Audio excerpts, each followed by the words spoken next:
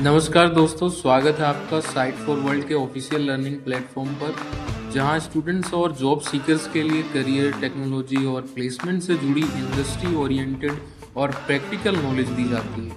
अगर आप अपनी स्किल्स को नेक्स्ट लेवल तक ले जाना चाहते हैं तो आप बिल्कुल सही जगह पर आए हो। चलिए शुरू करते हैं आज का इम्पोर्टेंट सेशन। नमस्ते स्टूडेंट्स, आज हम दो बहुत ही पावरफुल एल्गोरिथम्स को समझेंगे।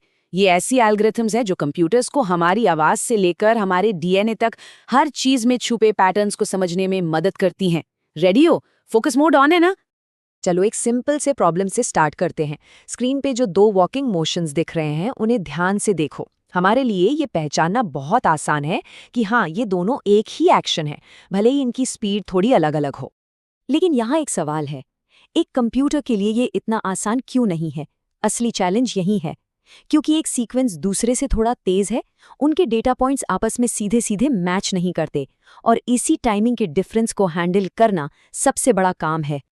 अगर हम एक रिजिड यानी एकदम सख्त तरीके से कंपेयर करें, मतलब हर फ्रेम को आमने सामने मिलाएं, तो ये मेथड फेल हो जाएगा। समझ आ रहा है क्यों? क्योंकि वो स्पीड के इन छोटे मोटे बदलाव को समझ ही नहीं पाता। हमें एक ज्यादा फ्लेक्सिबल अप्रोच चाहिए।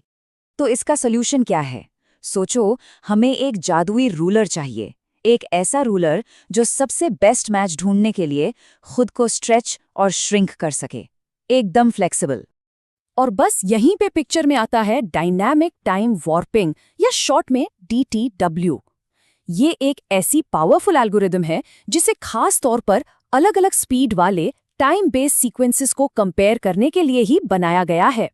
इस स्लाइड को ध्यान से देखो कि DTW काम कैसे करता है। ये एक सीक्वेंस के पॉइंट्स को दूसरे सीक्वेंस के पॉइंट्स से मिलाने के लिए सबसे आसान रास्ता यानी लोएस्ट कॉस्ट पाथ ढूंढता है। ऐसा करने के लिए ये टाइम एक्सेस को थोड़ा सा वॉर्प यानी मोड़ देता है, ताकि दोनों सीक्वेंसेस एकदम परफेक्ट अलाइन हो जाएं। ये टेक्निक स्पीच रिकग्निशन जैसे एप्लीकेशंस के लिए तो एकदम गेम चेंजर साबित हुई है। इसकी मदद से ही सिस्टम्स अलग अलग स्पीड से बोलने वाले लोगों की बात को आसानी से समझ पाते हैं।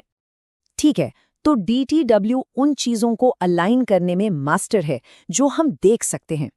पर अब सोचो, क्या होगा अगर सीक्वेंस का सबसे इंपॉर्टेंट हिस्सा हमें दिखाई ही ना दे? ये हमें एक और भी ज्यादा कॉम्प्लेक्स प्रॉब्लम की तरफ ले जाता है। चलो इस नए चैलेंज को समझते हैं। इसको एक गेसिंग गेम की तरह इमेजिन कर सकते हैं। इस क्लासिक एग्जाम्पल को देखो। मान लो आपको मौसम गेस करना है, सनी है या रेनी, पर आपको सिर्फ ये पता है कि आपके दोस्त ने क्या किया, वो वॉक पर गया या शॉपिंग की या घर साफ किया। यहाँ पर जो मौसम है वो है हिडन स्टेट, क्योंकि वो हमसे छुपा हुआ है, और जो एक्टिविटी है वो है ऑब्जर्वेशन, यानी जो हम देख पा रहे हैं। तो इस तरह के गेसिंग गेम को सॉल्व करने के लिए हमें एक नए टूल की जरूरत है, एक ऐसा टूल जो प्रोबेबिलिटीज और इन हिडन स्टेट्स को समझने के लिए ही डिजाइन किया गया हो। और वो टूल है हिडन मार्कोव मॉडल या HMM। सिंपल भाषा में ये एक स्टैटिस्टिकल मॉडल है जो छुपे हुए स्टेट्स के आधार पर हम जो देख पा रहे हैं यानी ऑब्जर्वेशंस, उनके होने की प्रोबेबिलिटी का अंदाजा लगाता है। एक HMM इन चीजों से बनता है। पहला, हिडन स्टेट्स यानी मौसम कैसा है, सनी या रेनी। दूसरा, ऑब्जर्वेशंस यानी हमने क्या देखा, वॉक, शॉप या क्लीन। और आखिर में आती हैं प्रोबेबिलिटीज, जैसे अगर आज सनी है तो कल रेनी होने की क्या प्रोबेबिलिटी है। ये सब मिलकर एक बहुत ही पावरफुल फ्रेमवर्क बनाते हैं। अब ये डायग्राम शायद थोड़ा कॉम्प्लेक्स लगे, पर आराम से समझो। ऊपर जो X है वो हमारे हिडन स्टेट्स है, जैसे मौसम, ये पिछले दिन के मौसम पर डिपेंड करता है। और नीचे जो Y है वो हमारी ऑब्जर्वेशंस है, जैसे एक्टिविटीज जो उस दिन के मौसम पर डिपेंड करती हैं। फोकस बना हुआ है ना? HMM की यही पावर है। देखे हुए डेटा के पीछे छुपे कारणों को मॉडल करने की एक क्षमता HMMs को स्पीच से लेकर DNA तक हर जगह बहुत पावरफुल बनाती है। और इसलिए ये इतना इम्पोर्टेंट है।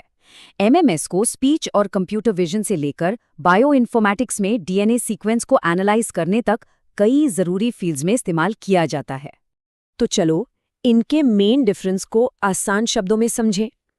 DTW उस डेटा को फ्लेक्सिबली अलाइन करता है जो हम देख सकते हैं, सिंपल, जबकि HMM उस डेटा को पैदा करने वाले छुपे हुए प्रोसेसेस का अनुमान लगाने में हमारी मदद करता है। तो इन दोनों मॉडल से हमारी सबसे बड़ी सीख क्या है? चलिए इसे समझकर इस विश्लेषण को रैप अप करते हैं। तो सबसे जरूरी बात यह है कि DTW और HMM जैसे मॉडल्स हमें सिर्फ डेटा नहीं दिखाते, बल्कि ये हमें उस डेटा के पर्दे के पीछे छुपे हुए पैटर्न्स और कारणों को समझने की ताकत देते हैं। और ये हमें एक आखिरी और बहुत बड़े विचार के साथ छोड़ जाता है।